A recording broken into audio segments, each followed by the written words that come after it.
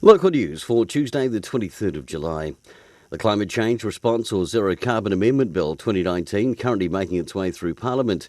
And Wairarapa MP Alistair Scott is bringing Todd Miller, MP spokesperson for climate change, and other panellists for a discussion and a debate next Monday night at the Carterton Event Centre beginning at 6:30.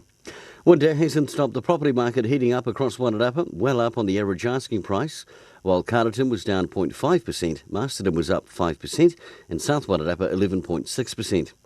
A group of talented young actors with Harlequin Youth Theatre will head to Wellington this weekend with 2 entries for the annual National Theatre Fest competition. Last year, their play King John made it all the way to the Nationals, picking up several awards.